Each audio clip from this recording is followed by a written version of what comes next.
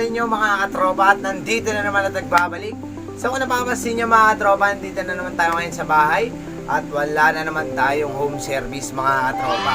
So ano ba ang agenda natin for today's video mga katropa? So meron na naman tayong tropa dyan na tumating, walk-in lang to. So ano na siya, napatanong and then napunta sa akin yung customer natin. So ano ba ang problema niya? So ang problema niya, ang problema ng bike niya, nag-free wheel na yung tread type. Tread type to yung ano niya, yung sprocket niya tread type, hindi siya cassette tread. So ang nangyari daw, nagpo-continuous, wala nang kapit, tsaka puro free wheel na lang. Paabante tsaka patras, pareha na siya. So ano ba problema ng mga ganyang klaseng problema sa sprocket? Bago natin simulang gawin, syempre make sure mo na na-hit mo yung subscribe button and click mo na rin yung ring bell para updated ka sa mga maparating nating mga video. So yun na nga mga katropa. Syempre bago lahat mga katropa, simulan na natin gawin yung sprocket niya na tread type. Di ko alam kung 7 o 8 speed siya. Syempre mag-shoutout muna tayo. Shoutout nga pala kay Christian Play Bikes. Yan. Subscribe kayo sa kanya. Ito ang YouTube channel niya. Supportahan natin yung mga maliliit na YouTuber na katulad natin. Magsusuportahan lang tayo. More support, more achieve. Kaya mga katropa, simulan na natin. Let's go!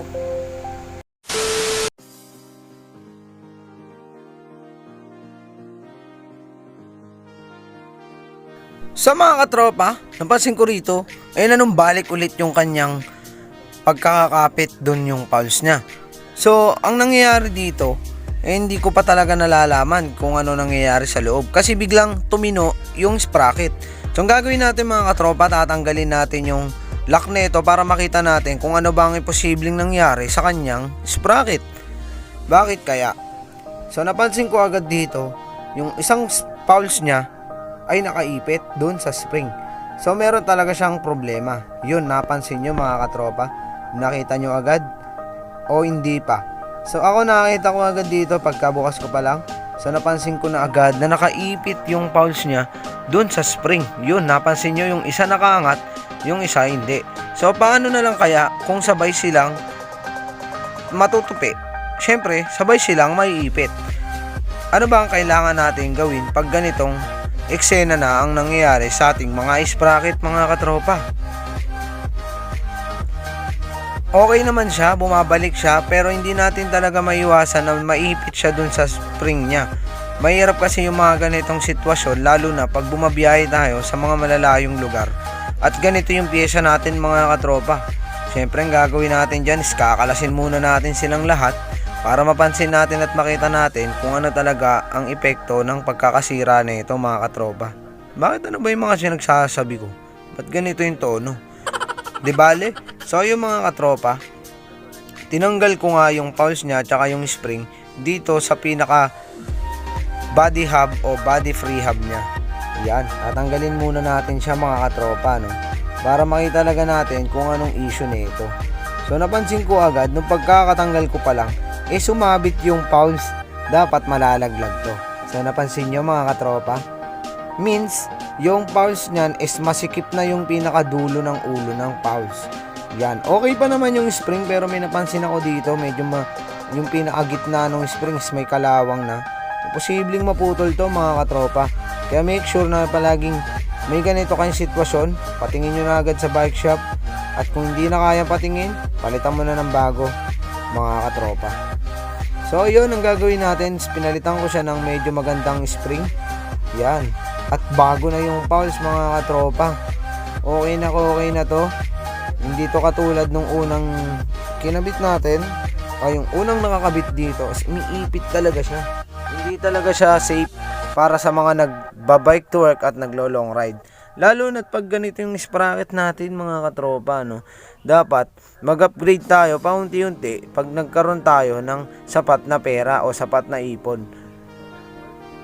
So ano bang gagawin natin? Sa unang napansin ko rito, yung sprocket niya mga katropa, kulay pula na. Means nangangalawang. So anong dapat natin gawin? Linisin ng mayari. Hindi na natin obligasyon yan. So una natin gagawin, lalagyan na natin ng mga grasa yung lagayan ng pulse. Kasi ito yung pinaka-importante dyan. Mas ito yung gumagana kaysa dun sa spring. Sa spring naman, optional na lang yan kung gusto mo lagyan ng langis. Basta ako nilalagay ko dyan is yung langis ng pang Mio. Yun yung ginagamit ko mga katropa. So ito na, nilagyan ko na siya o nilagay ko na yung bagong pulse na kinabit ko rito. Fresh na fresh yan mga katropa. Tignan nyo kung ano mangyayari. Yun, umangat agad yung dalawang pulse, means okay na to. Kahit diin na natin yan, hindi na siya may ipit. Kasi nga, yung unang pulse na nakakabit dito ay naipit doon sa spring. Kaya hindi na siya nagpi-play. Kaya ano dapat gawin? Pakonsulta mo na kay tropang bikers yung mga ganyang problema ng mga bike nyo. Murang-mura lang. Sa halagang 350 mo, aabot yan ng ilang taon mga katropa. Yan na, sinabi ko na yung presyo kasi sa mga basher ko dyan, ang mahal ko raw maningil. So ayan mga katropa, napalitan na natin ng 2 pounds at ng original spring na gawa ng mga tropang bikers natin dyan. So anong gagawin natin dito? Sasampulan na natin kung okay na ba yung pagkakagawa natin dito. Bakit ba ang daldal ko? So ayun mga katropa, sa napansin ko rito, okay naman na siya at umiikot na mga katropa. So ang gagawin na lang natin is babalik natin yung mga bulitas nito at may sasalpak na natin sa bike niya at para makapagtrabaho na yung customer natin. Tara, kabit na natin yung mga bulitas at lagyan muna natin ng grasa. Let's go!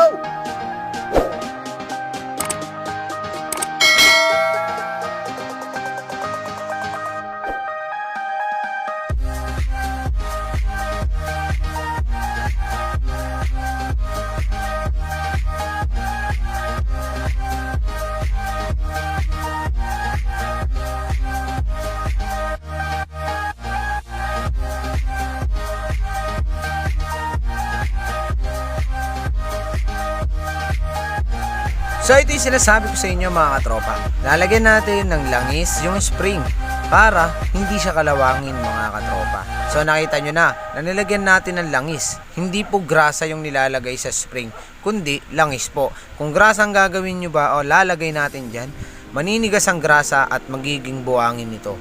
Ang mangyayari, ang resulta, mapuputulan po tayo ng spring. Sana meron na naman kayong mga natutunan sa aking video.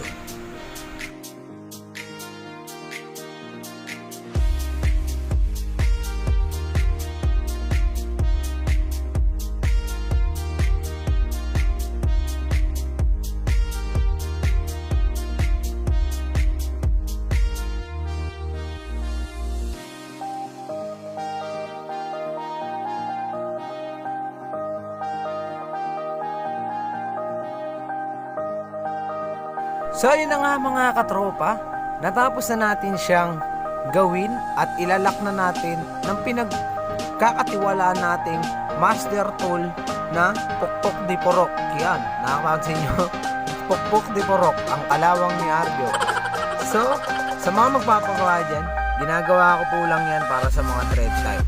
Kahit sa mga 3 pounds and 2 pounds, ginagamitan ko rin ng pukpok kasi nga matigas yung center lock niya. So yan, natapos na natin gawin at kapit na siya mga katropa. Parang lahat ng kabit ay makakabit na rito. Kaya kung ako sa inyo, sa mga may problemang ganito, dalhin nyo na agad sa Suking Tropang Bikers. Makikita nyo siya at mahanap nyo siya sa location 1237 Bangbang Suite, Tondo, Manila. Yun, okay na mga katropa. Thank you very much sa inyong mga panonood.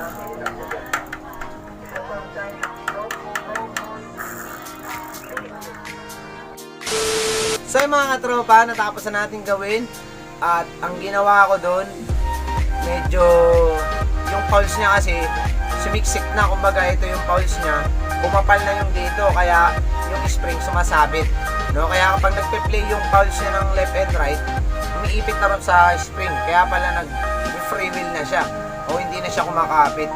Yung ginawa natin, pinalitan natin ng bagong pulse at bagong spring. So okay na. Siguro mga 1 taon ulit bago ulit masira. Galing na yung spring na yun galing sa stock at bagong bago pa yun mga katropa.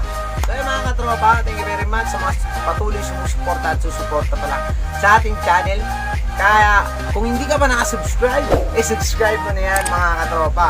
Siyempre, huwag kalimutang i-hit ang share at ang like. Siyempre mga katropa, ang OA, ang pangit. So yun mga katropa, hanggang dito na lang. Thank you very much sa inyo sa patuloy na sumusuporta kay Tropang Bikers. Tunog Mayaman Nation, Home Service, God first. Paalam!